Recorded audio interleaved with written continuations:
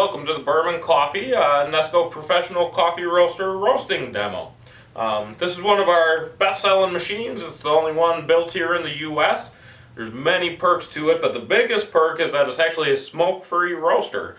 When they get old enough, you might see some trickles. They have a small percentage of setting off some smoke detectors, but for the most part, virtually smoke-free. You shouldn't see visible smoke out of them, and they will not set off about 95% of smoke detectors. You still get some of the smell. It is nice to still vent it in most applications, but definitely if you don't have good ventilation, this is the one to go with, and many love it, even without the smoke-free feature. You know, that's just an icing on the cake. This roaster here, like I said, is the only one built here in the US, which is a real nice perk. It's actually built here in Wisconsin too. We're in Wisconsin, so we love this product, and we're good buddies with the factory and all the engineers. Here's a reburner on this side. It's got a nice little hinge top here, makes it nice and easy. The batch size on this guy is going to be between about 4 and 5.5 ounces, real nice. Now you can see it does have fill lines on the roast chamber you can use. Definitely for consistency, it is nice to weigh your batches. Here I got a nice pound of Burman Coffee Traders Costa Rican. For consistency, I'm just going to weigh out about 4.5 ounces.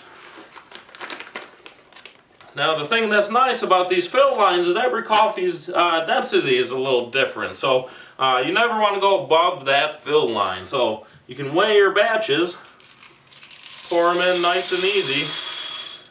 But you always want to double check and make sure you're not over that fill line. If you're really using a poofy coffee, as you can see here, we're still a little under that top fill line. We could sneak in about 5 ounces of this coffee if we wanted to. Now you got a little hole at the bottom of the roast chamber and a little pin it fits on. What's really important on this machine is that you close all the air gaps. So when the roast chamber's on, handle should be outwards. There should be no gap at the bottom. Make sure it's flush. It locks in left to right and you shouldn't see any gaps. Now you have your chaff collector here. Little metal bowl fits in the top. That's where most of the chaff will end up, and then you got your chaff screen. Now for longevity on this roaster, you got to keep this piece clean. You don't necessarily have to scrub it between every roast. But if this clogs up, which it will eventually, it'll adversely affect the machine and make the machine last much less long than if you did keep it clean. Big perk there. So then we fit the screen on top. Nice and easy. You always want to make sure your seals are pressed on good before you fire it up. It's as simple as closing the top. Now on the Nesco, you're just dealing with time. There are no temperature settings. So if you want to get a darker roast, you just set it for longer than a lighter roast. Nice and simple. It defaults to 20 minutes, which is going to be a 15-minute roast and a 5-minute cool cycle. So if we're looking for a little darker roast, you know, you can probably add a couple minutes on top. But so basically you just have up and down arrows for time and then a start and a cool button. So after we got our time and we got our coffee in, we make sure all the seals are on, we just basically hit the start button. Now the Nesco is a little noisier than some and a little quieter than others. It's kind of smack dab in the middle, but still really easy to use roaster. Now when you're roasting coffee, you're basically roasting. You got 2 indicators during the roasting process to tell where you are and to dictate your end result. And that'd be cracks. I call them first crack and second crack. Sometimes on first crack you can't hear it, but in the Nesco it is very easy to identify visually. The first thing we're going to be looking for on every coffee, you can see now, after it started, we're basically at the fill line. In about 8 to 9 minutes here, the coffee is going to grow, and it's going to grow almost to the top of the auger.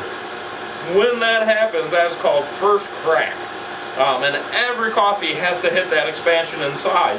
You may very well be able to hear some actual popping, like popcorn, when that is happening, but sometimes the noise of the beads hitting the glass will take it up. But I always watch for that expansion in size. Now there is a last layer on the green coffee. It's called chaff, and that'll also loosen up and come off during the first crack. That's what that nice little ball on top was to catch.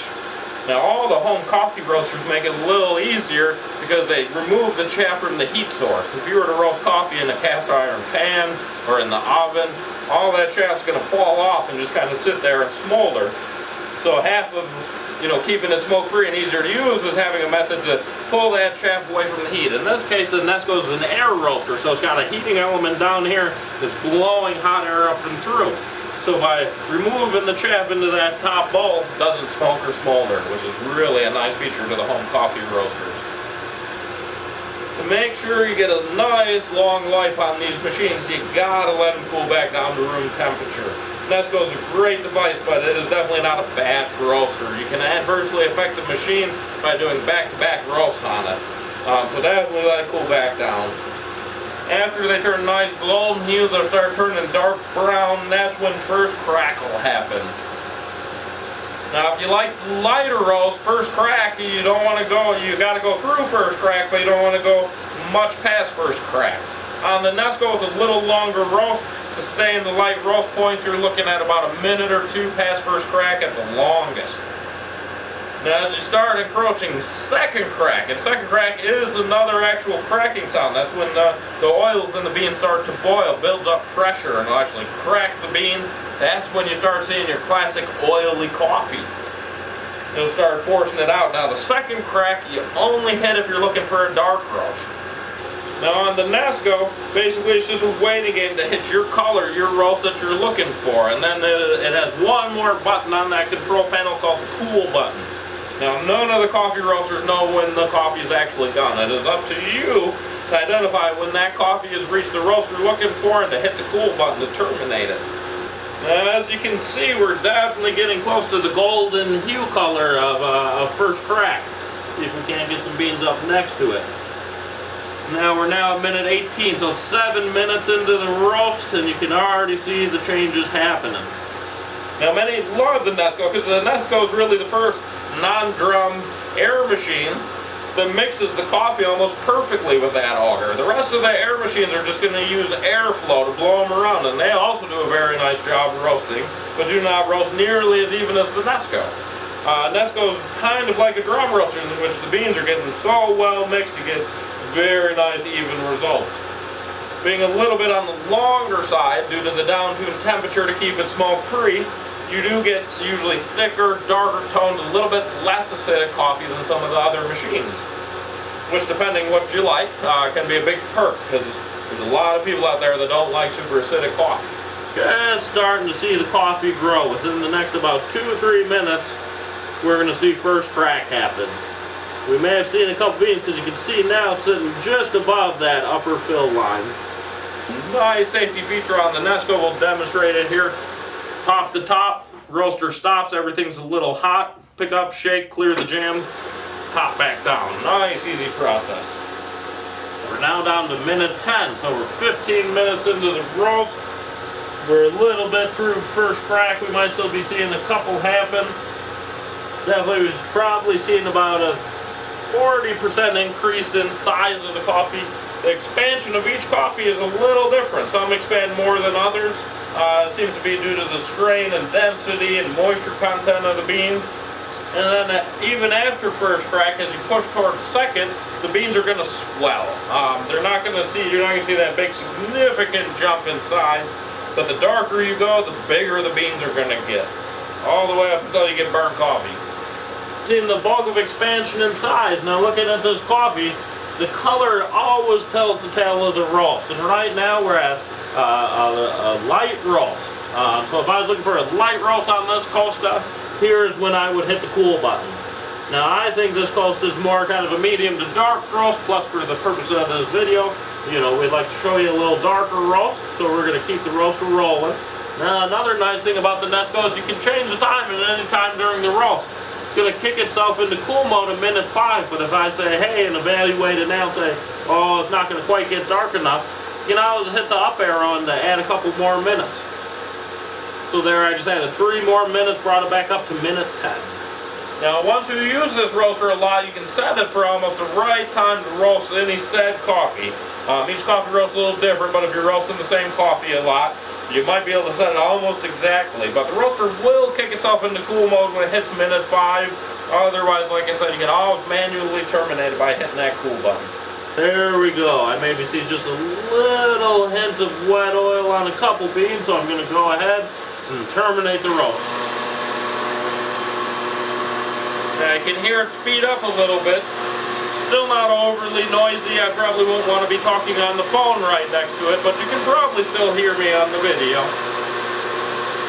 And when the cool mode is finished, it'll shut off automatically. So at this point, once you've entered the cool mode, you can become less attentive to the machine. Ideally, after roasting all coffee, you want to try and get it 24 hours before you drink it. It's called the setup process. It'll help smooth it out a bit. You can drink it right out of the roaster, but try 24 hours for your first couple batches. Some like it set up as long as 3-4 days. Then you got about 2 weeks before the coffee is stale. So to drink it in its prime, you're looking between about 24 hours and 2 weeks. Right, so we just made it through the cool mode, and the machine shut itself off. Real easy from here. Obviously, you want to pop the top. You want to be a little careful because the top screen and the metal bowl can be a little hot, but the coffee's going to be nice. Here's our little screen. Here's a little chaff bowl, and those can be just dumped out into the garbage. The roast chamber comes right up. You can dump it into a bowl or a tray, however you're going to store your coffee. Make sure you store it at room temperature, non-airtight. Basically, the only things you got to do, I like to take an old paintbrush, I brush out the screen, I tap it over a trash can. Got one right down here. Doesn't have to be perfect, but you always want air to be able to pass through this screen, you know, so to blow, you know, even does the job pretty nicely. You got a little bit of chaff that sneaks its way onto that bottom plate. You know, yet again, if you got a little vacuum, otherwise a quick blow. Good to go for next time. Now, like stated earlier, I always give it about half an hour in between batches, let the whole thing cool back down to room temperature. If in doubt, just feel it. Usually we keep it assembled for storage. Now we got our great roasted coffee. Nice, strong, medium roast that we'll be enjoying tomorrow morning.